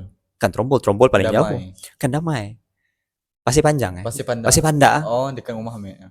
Iftar tak sampai 10 minit kan, gelap nak mampus lah. Saya rasa kena cari tempat yang macam Padang Astaka tu dah ada lampu dan meriah, ada orang ramai, seronok. Padang dekat pantai tu kami adalah 2-3 kelompok yang berbuka situ. Terus rasa macam krik. Lepas tu gelap, tak nampak makanan, mana ayam aku ni. Macam tu lah. Jadi siapa yang bermangan, try lah pergi dengan keluarga. Ini adalah satu acara, mungkin benda yang kita kena rebut daripada acara macam ni adalah ada satu amalan yang sangat digalakkan, iaitu kita memberi makan kepada orang berpuasa. Kalau pergi sana, cubalah tukar-tukar makanan, tukar kurma ke, bagi kat kapet sebelah, bagi puding ke apa ke, bubur lambuk ke. Ini sebab kita boleh dapat pahala orang yang makan makanan kita. Satu lagi Sangat-sangat digalakkan. merapatkan silaturahim kita lah di antara orang yang kita tak kenal, Yeah. di antara keluarga kita, di antara sahabat-sahabat kita dan sebagainya. Yes. Jadi acara ni macam acara ni bagus lah, sangat bagus. Dan kita di Sarawak ni, kita orang panggil Juh ataupun Lan Berambih. Okay. Maksudnya jom kita berambih sama Melayu tau. Berambih ni macam Berambih ni rasa macam moh lah kita lah, macam tu lah. lepak lah. Macam tu lah. Berambih. Tapi kadang-kadang berambih rumah member pun dia akan cakap macam tidur rumah member. I see. Kadang-kadang berambih ni dia ada macam banyak terms of ayat lah. Banyak terms kita belajar ajar hari ni tu. Tulah, Sungkir, Berambil. Okey Tun, next kita akan Dan- lihat satu lagi video. Tun ada nak cakap ke? Dan selepas pada ada acara-acara songkir ni dan sebagainya, kita pun dapat manis sebagai rakyat Malaysia. Apa manis-manis yang kita dapat tu? Apa manis-manis? PMX baru je lepas mengumumkan. Saya ulang. Apa pengumuman PMX? Kayak nak tanya saya tak hafal. Jadi better kita tengok video teruslah. Okey, di sini kita akan paparkan Jemaat atau Sabtu, Itu je. jangan bimbang. Kerana Cuti tambahan kita untuk berikan Jemaat. cuti tambahan hari raya. Kita beri cuti kerana kita anggap semua orang dah kerja kuat. Bulan Ramadan ni semua extra time, extra Itulah dia. dedication, extra effort. So we will reward you dengan tambahan cuti. Kalau hari raya hari Jumaat 20 Mac, maka cuti tambahan pada Isnin 23 Mac.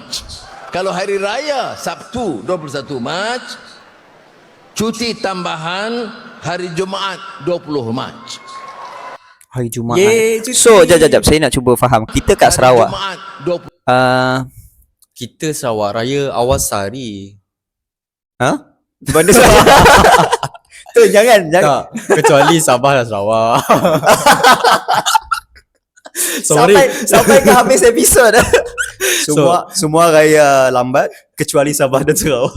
Sorry lah, tak, canda lah. Kita ni geram tu tak. Asyik-asyik hantaran percuma kecuali Sabah Sarawak. Tak, dia cakap mention Malaysia tau. Dia tak cakap Semenanjung Malaysia. Dia cakap hantaran percuma di seluruh Malaysia kecuali Sabah dan Sarawak. Siapa tak sakit hati? Kita ni bukan Malaysia ke? Allah. Gelap. Jap, saya nak cuba ni jap.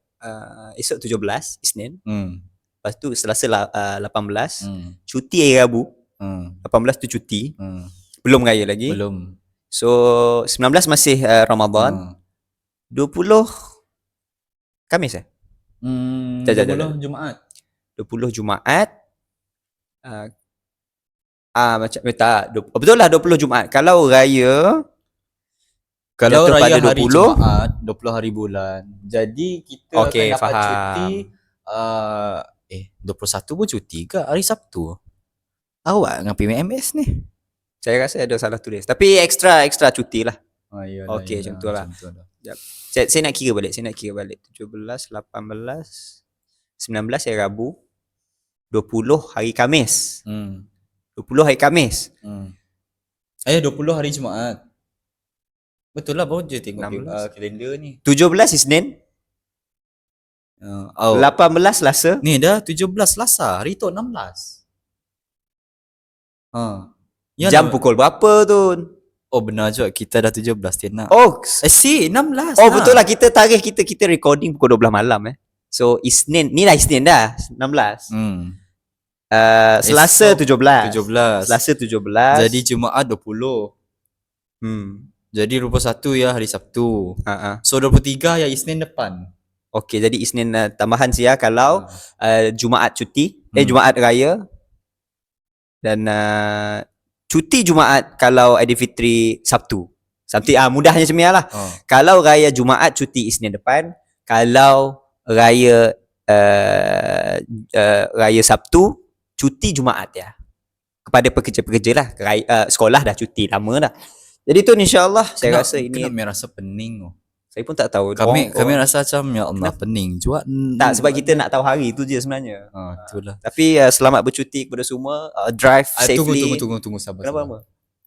Bukan cakap cuti dengan PFX ni. Kementerian Pendidikan Malaysia kita pun memberikan cuti tambahan khususnya kepada semua pelajar-pelajar Malaysia kita. Yahoo! Bila? Ada announce lah, cuma tak ada video ni lah. Bila cuti tambahannya? Minggu depan. Si tahu berapa hari tapi tahun ni banyak cuti. Uh, Bolehlah ambil masa cuti ni. Untunglah sebagai cikgu, untunglah. Kami cuti-cuti pun kena tanda paper lagi ni. Sebab kena tu- AC, APDM pun semua. Sebab tu lah ramai cakap untunglah cikgu ni ada cuti. Dia tak tahu ke kita ni ada semak ni lah ada Okey, kerja. kita tak nak masuk bab-bab tu. Okey. Seronok tapi itulah. Dan selain daripada cuti tu, Bercakap pasal hari bulan puasa yang hujung-hujung ni dekat dengan raya ni. ada Kita apa? dah vibe dah raya-raya ni. Hmm. Adalah satu video yang spoil mood lah. Dia entahlah, dia menyeksa masyarakat Malaysia. Nak tengok sebenarnya. video dulu ke? Ada kesesakan. Ada. Sebelum tekan. Okey, silakan. Dia sebenarnya ada seorang ni pakar analisis ni, dia cakap macam ni tau. Punca kesesakan lalu lintasnya ada disebabkan motosikal. Baru saya tahu dekat traffic light masa kita balik kampung ke Kelantan ke Terengganu yang panjang-panjang jam tu, rupanya motosikal yang kita pakai sama ni. Rupanya yang 2 tayar tu kereta. Oh, faham? Dan dia siap beri cadangan lagi kepada kerajaan supaya ban yang motosikal ni. Habis tu orang tak ada kereta ni nak pakai apa? Kereta sorong. Nak pakai pengangkut awam. Nak pakai pengangkutan awam kena bayar beli tiket sebulan sebelum. 2 minggu memang sebelum nak raya ni, dekat-dekat nak raya mesti dah habis dah tiket. Betul. Okey. Tolak ke tepi tiket. Yang tak mampu bayar tiket, yang tak ada duit, tak bayar raya lah. Macam tu. Apa punya analisis ni? Emosi Ya Allah. Tapi nak tengok video ke? Tengok video. Okey, ada satu, ini dia Astro Awani Nak kesesakan. Kesesakan ada seorang Bukan. bukan Tak. Kesesakan ada kesesakan. betul lah ni. Bukan. Dia nak tunjuk video yang sama joget tadi. Ada kesesakan dia. Bukan. Kami ada tulis kesesakan dia. Okey, sekejap kami pause sekejap. Okey, minta maaf atas masalah Peralatan teknikal tersebut. sebut tadi. Okey, ini dia video yang kita nak tunjukkan tadi. Silakan. Sekati sebenarnya. Kita perlu mula memikirkan the pushing factor, iaitu bagaimana kita nak membawa pengguna pengangkutan sendiri kepada pengangkutan awam. Dan alternatif Panjang itu ke sudah video ada. ni tu? Cuma bagaimana Tak kita juga. nak memastikan cost Naib Chancellor Universiti Putra, dalam UPM. bahasa pengangkutannya generalized cost of Penggunaan travel motosikal yang itu, tinggi akan mula membuatkan mereka mengganggu yang prestij jalan raya. kemungkinan dalam pendapatan yang sederhana dan rendah akan merasakan bahawa tidak boleh tidak dia kena guna pengangkutan awam. Ya. Kerana generalized cost-nya dah tak mampulah nak guna pengangkutan sendiri. Kita ada masalah sedikit berbanding dengan negara-negara lain sebab pengangkutan sendiri kita juga melibatkan motosikal. Dan motosikal kita terlalu banyak, kita juga tahu Lagi banyak masalahnya. Indonesia lah. Dan dia juga mengganggu kapasiti jalan dan juga mempengaruhi tahap kesesakan. Jadi itu adalah masalah kita yang kita perlu faham dan kita perlu selesaikan. Kita kena cuba bawa pengguna motosikal dan juga pengguna kereta ke pengangkutan awam. Sekarang ni kita Sekejap, saya rasa dah cukup dah. Saya harap justifikasi daripada Naib Chancellor UPM ini, Dr. Profesor Insinyur Dr. Muhammad apa ni? Tak apa. Dr. Muhammad Farhan tu. Saya nak tengok comment section lah tu. Kita suka. Yang jam kereta, yang salah motor 7,000 like. Yang bawa kereta 100 orang, bawa motor 200 orang. Lepas ni 200 semua bawa kereta lah. Bawa lah kereta, jadilah 300 bawa kereta. Kurang je.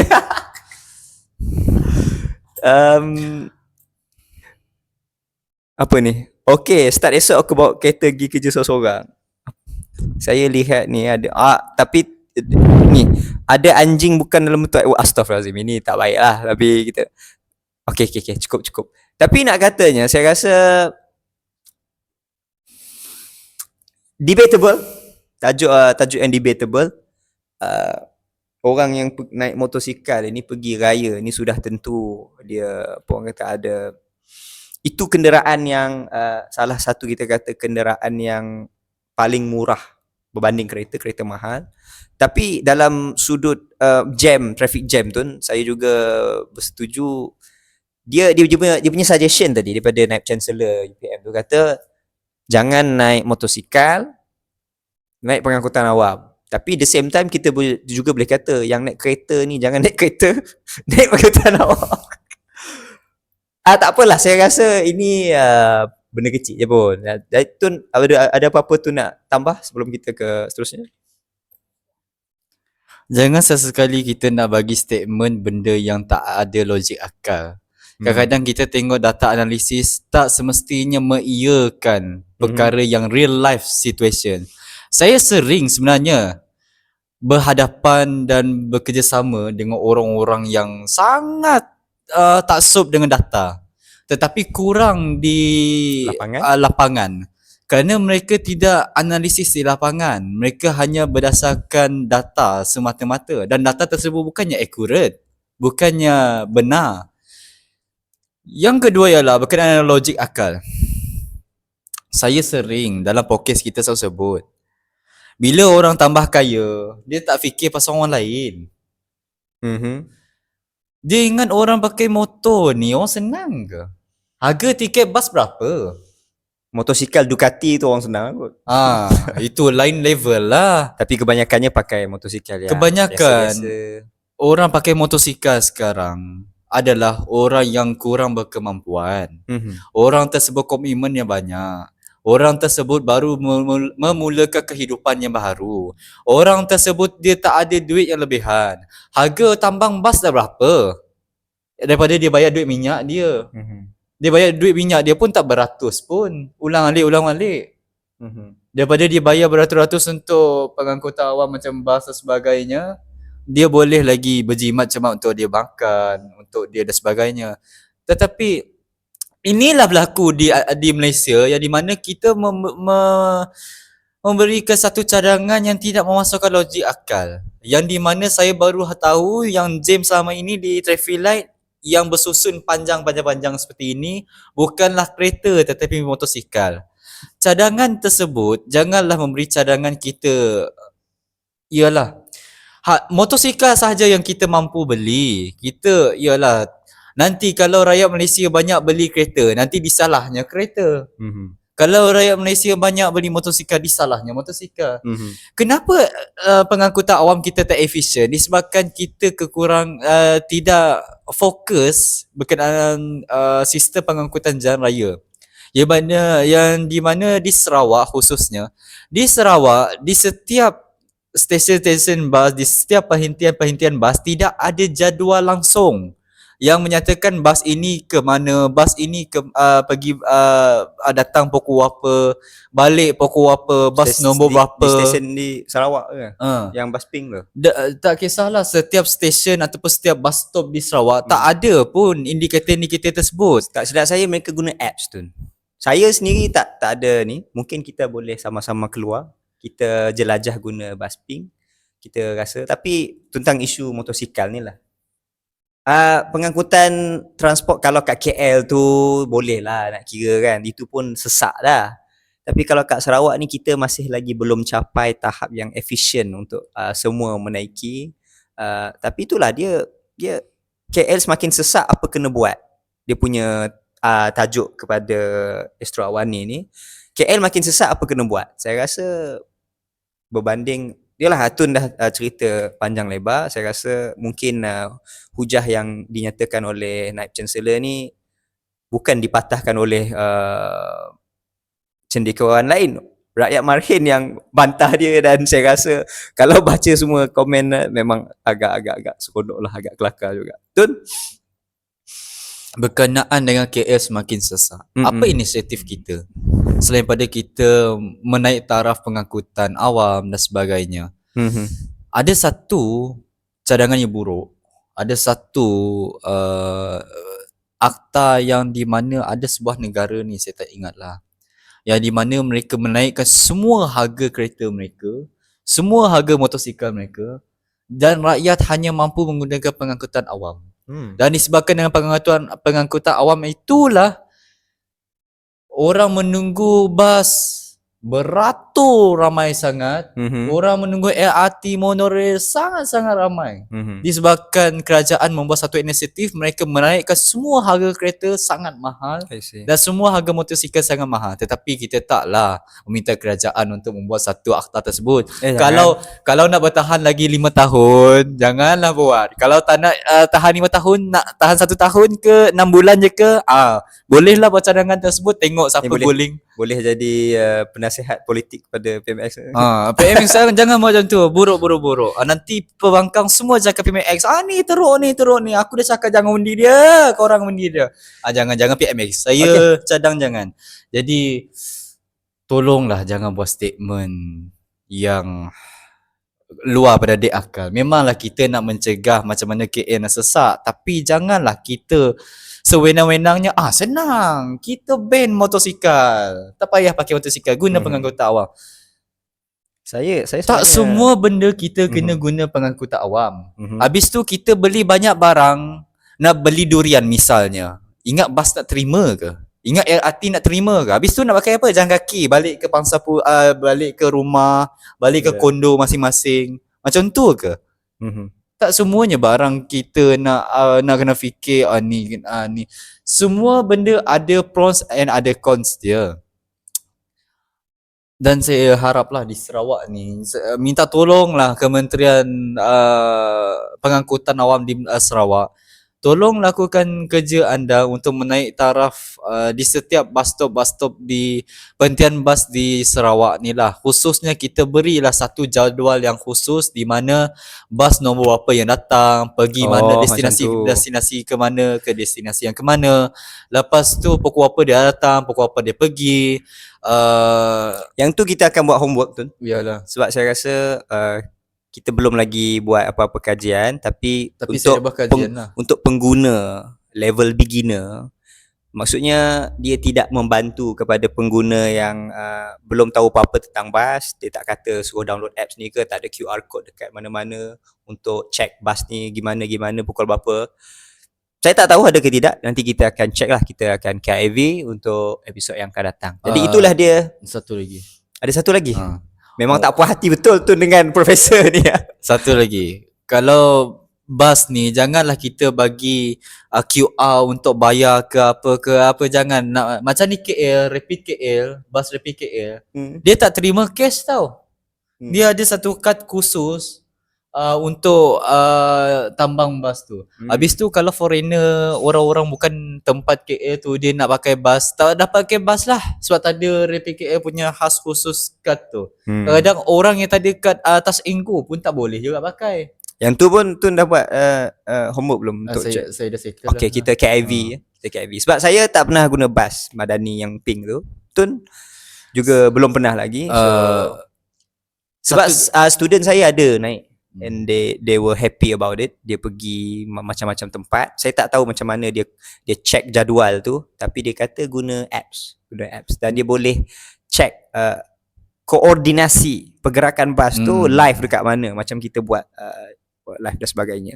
Tapi mungkin untuk level beginner macam tu dia menghadapi kesukaran, so mungkin itu isu yang perlu di-tackle, macam mana nak mudahkan lagi untuk beginner. Orang yang dah biasa mungkin ni lah, tak ada masalah. Satu lagi, last. Ni paling last. Jangan naikkan harga bertambang bas mahal-mahal. Siapa nak pakai pengangkutan awam kalau mahal?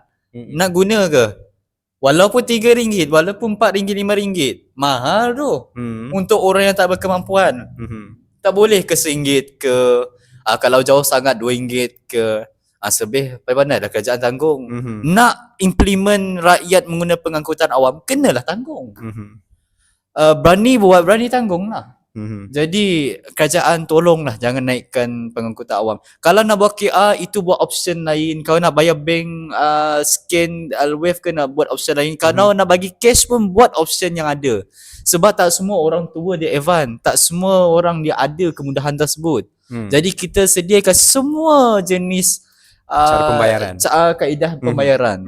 Dah. Okay, menarik. Sekian. Jadi itu tentang public transport. Saya sebenarnya sangat pro kepada penambahbaikan public transport di mana-mana tempat lah, khususnya di Malaysia, khususnya di Sarawak. Sebab saya rasa apabila public transportation ini sangat baik, kita tak perlu beli kereta untuk pergi ke mana-mana destinasi. Dan ini juga boleh menjimatkan beberapa golongan rakyat.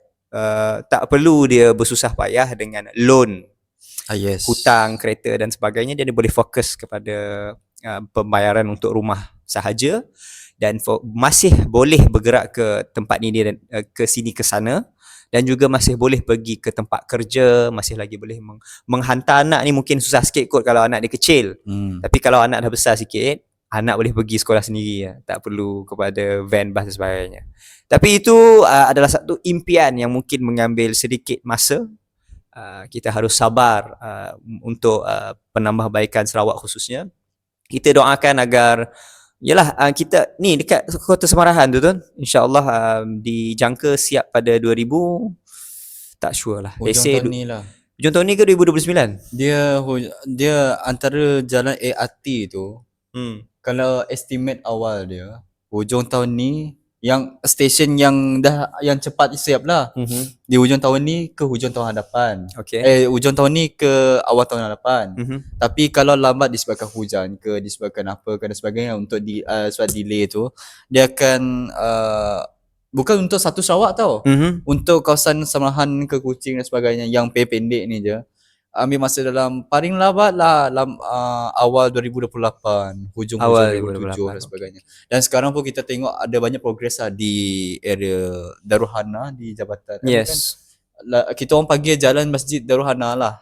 Dah banyak progres lah, dan ada di pasar jugalah, berhadapan dengan Masjid Bandar Raya, bahagian Kuching lah, Masjid bahagian Kuching. Jadi itu dia tajuk ini, saya rasa ini patut menjadi isu yang terakhir. Jadi insyaAllah itulah dia episod ke-14. Terima kasih kepada Tun yang sanggup meluangkan masa sampai 1 pagi di sini. Bro Ahmad pun sama juga.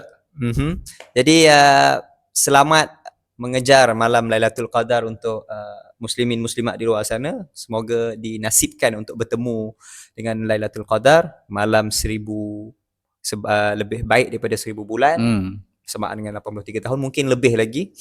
Dan Tun, ucapan kepada pendengar sebelum kita wrap up habis. Dan kami daripada Secangkir KV ingin mengucapkan selamat beribadah lah, berpuasa. Dan kita raya tadi. dan kita harap kita dapat bertemu lah bulan puasa pada tahun hadapan. Dan juga kami ingin mengucapkan selamat menyambut Hari Raya Aidilfitri tahun 2026, dan semoga hari raya pada tahun ini menjadikan hari raya yang terbaik lah, yang lebih baik pada tahun sebelumnya, yang lebih bahagia, yang lebih manis, yang lebih semualah. Semoga semua dipermudahkan segala urusan, baik pulang ke tanah kampung masing-masing dan sebagainya. Harap tak ada kecederaan main mecun ke, tak ada chaos apa semua ini ke. Kalau raya mengejut pun kita enjoy je lah. Dan raya mengejut, ada satu benda yang perlu prepare jugalah. Okay, dan saya juga mengucapkan ucapan yang sama, saya copy paste je, dan cuma saya nak tambah di belakang adalah semoga kita dinasibkan untuk bertemu Ramadan pada tahun hadapan, dan juga untuk kaum-kaum yang tidak menyambut, enjoy your vacation, enjoy the holiday. Semoga rehat yang sedikit ini kami akan enjoy. Cuti ni kami juga enjoy, cuti Chinese New Year kami juga akan enjoy ni seronoknya Malaysia ni tu. Dan minggu ini saja banyak pengumuman cuti. I love it. Dan umumlah lagi nanti. Jumpa lagi di episod ke-15. Assalamualaikum, saya Bro Ahmad dan saya Tun Zain Adamu Chris. See you.